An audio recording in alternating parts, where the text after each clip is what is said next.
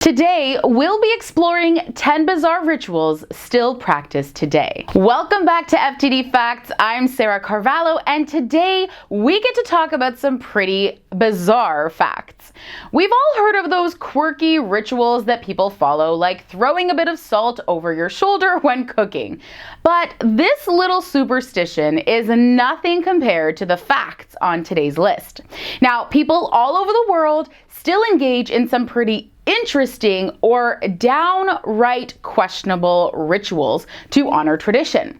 Now, I'm sure you're all curious to hear about what we've got for you today, so let's get started. All right, starting in at number 10, we have snake handling. According to our sources, snake handling is a religious rite observed in some historical and contemporary religious communities, including some evangelical Christian groups in the southern United States. If you're like me, you must be wondering, why? Well, it is believed that if your faith is strong and you love Jesus enough, you won't get bitten. Makes sense, right? Oftentimes, men gather and link arms around each other's shoulders. While they do this, they pray and sing as they pass a sharp-fanged serpent from hand to hand, waving the snake slowly in the air.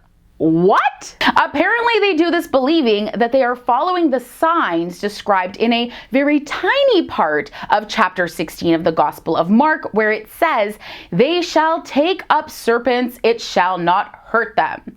Well, I'm sorry to disappoint, but the snakes do indeed hurt or even kill them. Moving on to something a little less frightening, we have a fun Greek Easter tradition. The red egg game is a fun, sometimes intense party game.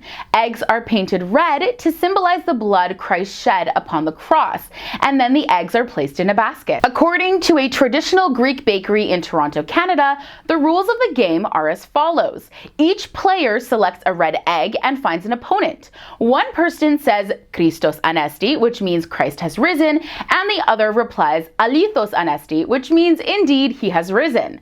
They then tap the ends of each other's eggs to see whose egg will crack first. The person whose egg isn't cracked makes their way around the room until there's only one person left with an uncracked egg. The player who successfully cracks the eggs of all the other players is declared the winner and is said that they will have good luck during the year. Now, this is probably one of the few rituals on today's list that I would actually try. Sounds pretty fun, and I love a good competition. Okay guys, we're moving back into the realm of more shocking rituals with baby dropping. Just the title of this ritual makes me cringe, and I haven't even told you about it yet. Apparently, it is considered a sign of great luck for a new infant to complete a 30-foot plunge from a rooftop. Shockingly, this ritual is still popular in parts of the Karnataka and Maharashtra states in India. Considered a rite of passage, an infant is dropped from a platform above, and the goal is that they will be caught by a group of men holding a cloth to catch them.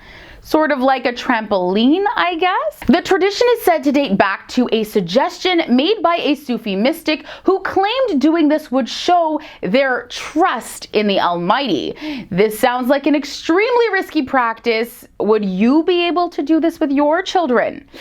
I definitely could not. Let's talk about burning the guy. Remember the 5th of November, gunpowder, treason, and plot. Does this little rhyme sound familiar to you? Well, chances are it won't, unless you're in specific areas of Britain on a night known as Bonfire Night. Now, the Guy is a representation of Guy or Guido Fawkes, a Catholic conspirator who planned the so-called gunpowder plot along with 12 other men. Apparently, they plotted to blow up the House of Lords during the opening of Parliament ceremony, killing King James I. The plot was uncovered before it could be executed, and the conspirators were killed. Now, strangely, this whole thing is celebrated. So along with the celebrations and tons of fireworks, the community sets up a large representation of the Guy on top of a pile of wood. And you can imagine what happens next. They set the guy ablaze and watch him burn. It's pretty creepy when you think about the symbolism behind it. Seems strange to celebrate the memory of the guy by setting him on fire, right? All right, our next ritual is going to be talking about knot tying and untying. Boy Scouts have a pretty good reputation for knot tying, and so too does the Navy. But none of these people can hold a candle to certain Zoroastrians. These guys take knot tying and untying to the next level. The traditional kushti is a sacred girdle made from tightly wound white woolen strands. It is worn around the waist by devoted Zoroastrians, wound 3 times around, tied twice, employing double knots at the front and the back. Now, if this process doesn't sound complex enough, the daily ritual known as Nirangi Kushti that's performed using this garment is intense. The adherent must stand in one spot facing the sun or some type of light source. They have to untie and then retie the kushti in complete silence without interruption. If the adherent has to talk for some reason, the ritual must be started over.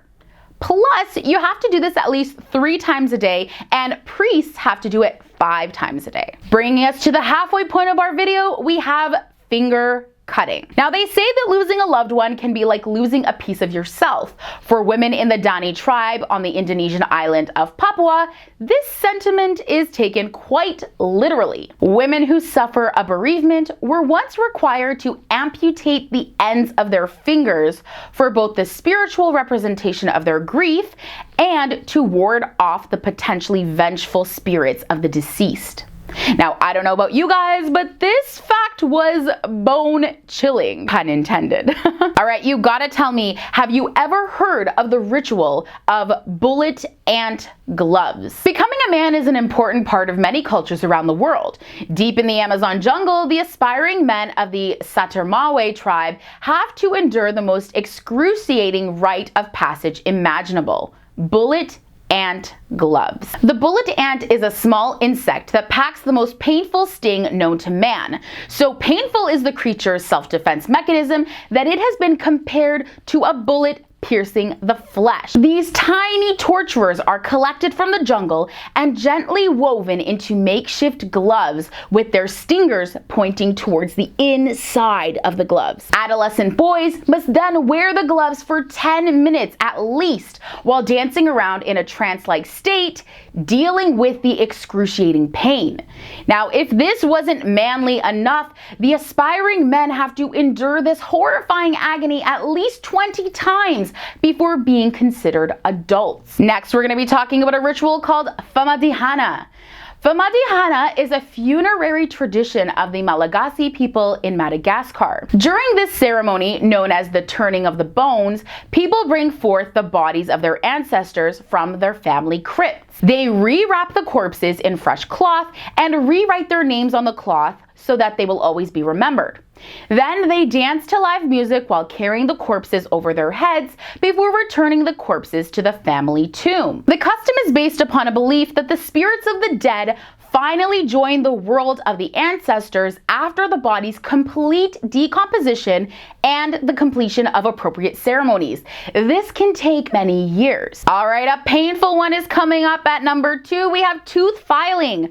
When Balinese youth reach adolescence, they have to undergo one of the most important rites of passage, the tooth filing ceremony. Every Balinese teenager is expected to go through it. The aim of the ceremony is to symbolically cut down on the 6 negative traits that are inherent in humans: lust, greed, wrath, pride, jealousy, and intoxication. They do this by symbolically filing the canines and the incisors, both on top and bottom. The ceremony is quite expensive and must be carried out before a Balinese person is married because technically this marks the transition into adulthood. All right, and all the way down at number 1 today, we have crucifixions. Crucifixions in the Philippines is a devotional practice held every Good Friday and is part of the local observance of Holy Week.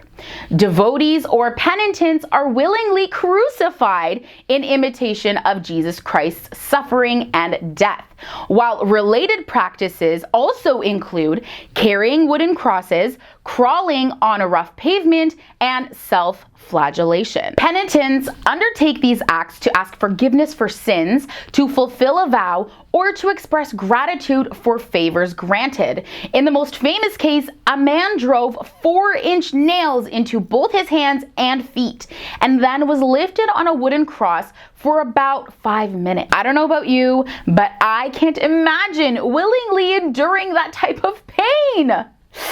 Ouch. All right, friends, this brings us to the end of the 10 bizarre rituals still practiced today. I hope that you enjoyed the video as much as I did. It certainly had its creepy moments, but guess what? We made it through and we learned a thing or two. So tell me, what did you think of these bizarre rituals? Did any of them shock you or creep you out? Or maybe you were already familiar with some of them? Either way, leave your comments and thoughts down in the comments to join in on the conversation. If you loved this video, I've linked some similar videos down below for you in the description section that you're sure to love as well. So click those links. And don't forget to like and subscribe if you haven't already to show your love. And check back daily for new videos made just for you. Bye!